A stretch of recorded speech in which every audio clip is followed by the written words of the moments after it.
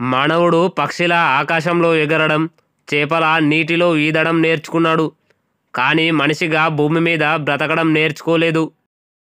నీ గురించి నువ్వు స్వార్థంగా బ్రతికినప్పుడే పక్కనోడి గురించి పట్టించుకోవడం మానేస్తావు. ప్రేమికుడిగా ఉండడం కంటే మూర్ఖుడిగా ఉండడం మేలు. కనీసం నా కోసం నేను ఏడవచ్చు. పురుషులు అజ్ఞానులుగా పుడతారు, మూర్ఖులు కాదు. చదువు వల్ల వాళ్ళు మూర్ఖులవుతారు. ఆరోగ్యం బాగాలేనప్పుడే బాధపడి చావండి. ఎందుకు ప్రేమించి ప్రతిరోజు చస్తారు? సచ్చాక దయ్యాలు అయితే ఈపాటికి పగ ప్రతీకారాలతో ప్రపంచం అంతమయ్యేది. ఎందుకంటే సాధారణంగా చనిపోయిన వారికంటే ఒకరి చేత చంపబడిన వారే ఎక్కువ ఉన్నారు చరిత్రలో.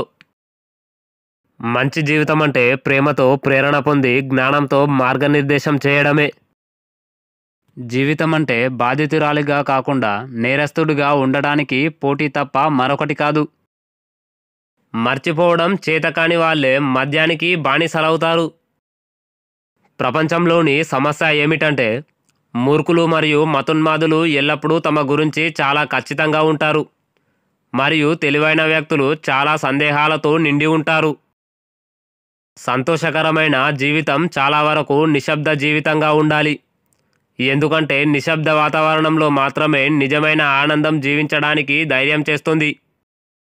మీరు ఆనందించే సమయం ఎప్పుడూ వృధా కాదు. విపరీతమైన కష్టాల నుండి విపరీతమైన ఆశలు పుట్టాయి. నిందను పొందే వ్యక్తిని ప్రజలు ఎన్నుకునే ప్రక్రియ ప్రజాస్వామ్యం. నిజం దాచి బ్రతకడం కన్నా నిజం చెప్పి చావడం మేలు. నన్ను నేను ప్రేమించుకుంటున్నాను, అందుకే ఇతరులు నచ్చడం లేదు. భయం అనేది మూఢనమ్మకానికి ప్రధాన మూలం మరియు క్రూరత్వానికి ప్రధాన మూలాలలో ఒకటి. భయాన్ని జయించడమే జ్ఞానానికి నాంది. పనికిరాని జ్ఞానం నుండి చాలా ఆనందం లభిస్తుంది. ఇతరుల దుఃఖాన్ని కోరుకునే దానికంటే ఎక్కువగా తమ సంతోషాన్ని కోరుకునేవారు ప్రపంచంలో ఎవరైనా ఉన్నట్లయితే మనం కొన్ని సంవత్సరాలలో స్వర్గాన్ని పొందగలము. ఇద్దరూ అత్యంత శక్తివంతమైన యోధులు, సహనం మరియు సమయం. అభిప్రాయంలో అసాధారణంగా ఉండటానికి భయపడవద్దు. ఎందుకంటే ఇప్పుడు ఆమోదించబడిన ప్రతి అభిప్రాయం ఒకప్పుడు అసాధారణమైనది. కుక్కలు తమల్ని ఆజ్ఞాపించే వారి కోసం ఎదురు చూసినట్టు కొందరు మనుషులు కూడా తమల్ని ఆజ్ఞాపించే వారి కోసం నిరంతరం ఎదురు చూస్తూ ఉంటారు. నువ్వెంతమంది మనుషులను కోల్పోయావనేది ముఖ్యం కాదు, నువ్వెంతమంది అవసరమున్న వ్యక్తులను కోల్పోయావనేదే ముఖ్యం. ఒంటరిగా ఉంటే చెడిపోతావు అని ఈ సమాజం నిన్ను భయపెడుతూ ఉంటుంది. కానీ ఏదైనా సాధించాలి అంటే ఒంటరిగానే పోరాడాల్సి ఉంటుంది. ఈ మతాలు స్వార్థమనే మొక్కను సమాజంలో తప్పుగా నాటాయి. ఎందుకంటే స్వార్థం అనేది విలువ కాదు, అదొక భావన మాత్రమే. తనకి తాను స్వార్థంగా ఉండనివాడు ఎర్రివాడు. పక్కనోడి విషయంలో కూడా స్వార్థంగా ఉండేవాడు మూర్ఖుడు. సమాజం అనే అంగడిలో నువ్వు ఒక క్రియేటర్లా ఉండాలి అంటే నీలోని ప్రతి అణువుని స్వార్థంతో నింపాల్సి ఉంటుంది. ఈ గొప్ప గొప్పలు అంతా మీరు స్వార్థం లేకుండా బ్రతకండి అని చెప్తుంటారు. అసలు స్వార్థం లేనిదే వాడు ఎలా గొప్పోడు అయ్యాడు? నిజానికి గొప్పోడు అనడంలోనే స్వార్థం ఉంది. మనిషి అనేవాడు భవిష్యత్తుకి సంబంధించినవాడు. కానీ అతను పాటించే నియమాలు గతంలో సమాధి చేయబడ్డ మూఢనమ్మకాలవి. తెలివైన వాడే స్వార్థంగా జీవిస్తాడు. తెలివిలేని ఎదవలు దద్దమ్మలు నిస్వార్థంగా ఉండాలని చెక్కభజన చేస్తుంటారు సమాజానికి.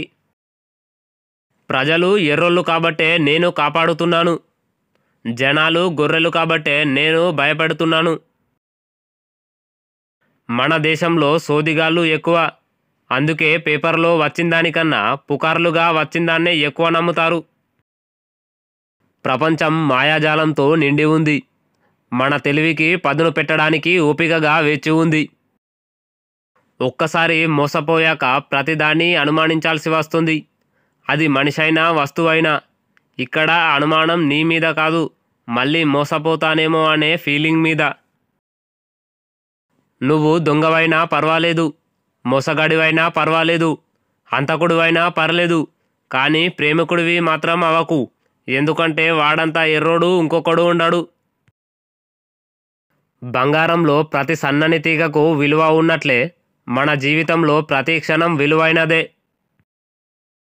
వ్యభిచారంలో కన్నా స్త్రీ మ్యారేజ్ అనే సిస్టంలోనే ఇష్టం లేని సెక్సుని ఎక్కువగా అనుభవిస్తుంది.